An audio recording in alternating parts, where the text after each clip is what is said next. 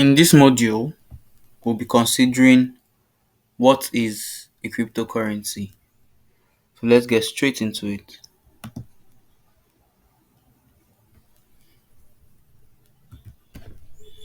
A cryptocurrency is a digital or virtual form of currency that uses cryptography for security and operates independently of a central authority, such as a government or bank. It relies on blockchain technology to maintain a decentralized and transparent ledger of transactions. Examples of cryptocurrencies include Bitcoin, Ethereum, and Solana. The concept of cryptocurrencies originated in the late 20th century, but the first widely known cryptocurrency, Bitcoin, was introduced in a white paper published in 2008 by an individual or group using the pseudonym Satoshi Nakamoto. Let me speak a bit on this. So, essentially, the idea of cryptocurrencies had been in existence since the late 20th century. People had introduced it in their PhD thesis. Um, some companies had conceptualized what it would mean to have a cryptocurrency, right? But it never really happened. Um, it never really moved from that concept or idea stage into an actual working system until Bitcoin was introduced by Satoshi Nakamoto. Now, Satoshi is believed to be either a person or a group of individuals, but for the most part, nobody really knows who Satoshi Nakamoto actually is. They decided they or he or she decide or them, right, decided to uh stay anonymous, remain anonymous because they anticipated a whole lot of pushback from the government and regulatory agencies. So yeah, Bitcoin's development and launch in 2009 marked the beginning of the cryptocurrency era. Satoshi Nakamoto's motivation was to create a decentralized digital currency that could operate independently of traditional financial institutions and be resistant to censorship and manipulation. Since then, numerous other cryptocurrencies have been developed, each with its own unique features and purposes.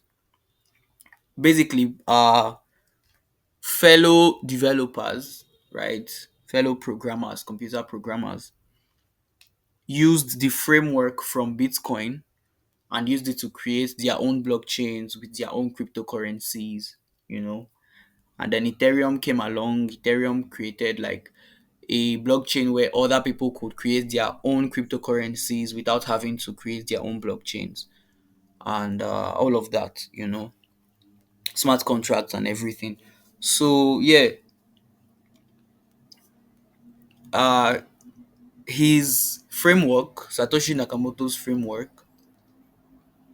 Well, I personally think that Satoshi is a guy. I feel like he's one person and he's a guy. But then that's me. So he sets the foundation, and then the rest of the people, the rest of the developers just set the ball rolling, doing their own thing. So a cryptocurrency is essentially digital money, right? Paper money can be touched and transferred to another person or another location physically. Digital currency cannot be interacted with physically, but can be transferred on the blockchain. Just like we evolved from telephones to cell phones to mobile phones, Web3 which is powered by cryptocurrencies, is the next iteration of the internet. Cryptocurrency value transfers will become the preferred way to move money across international borders sooner or later. As far as I'm concerned, this is an inevitability. Cryptocurrencies have proven to be better in so many ways, despite their flaws. They are proven to be better in so many ways than fiat as regards um, value and value transfer, right? Value storage and basically exchange, transactions. Due to cryptography, money transfers on the blockchain are made extremely secure and asset owners maintain full custody. We've spoken about how cryptography works to make blockchains secure and how that ties into cryptocurrencies. No transfer or withdrawal limits. So, with regular banks, you have transfer limits, withdrawal limits, and all of these are can sometimes be, a pain in the neck. So you don't have that with cryptocurrencies. Also, compared to non-blockchain international money transfers, blockchain transfers are cheaper and faster. At least with most blockchains, with more than 80% of blockchains, it's cheaper to send money than uh, using maybe Visa, um, Western Union, and the like. Traditional means of conducting financial activity are inconvenient. Central banks come up with interest rate decisions and other policies that affect money value on a whim. They also print money indiscriminately, reducing the value of the money in your pocket. And that's true.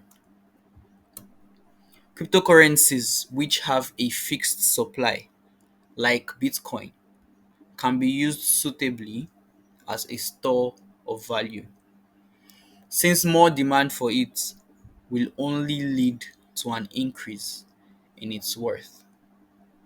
So, if you use the basic um, concept of supply and demand, you know that where there's um, high demand and low supply, the price will be high. Okay, so people will, because Bitcoin's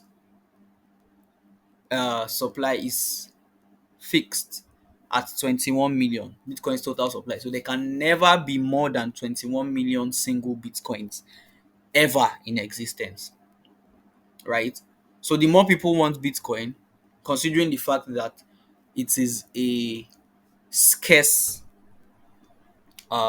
commodity, right? It will invariably lead to an increase in the price. That's why gold's price keeps increasing. Okay.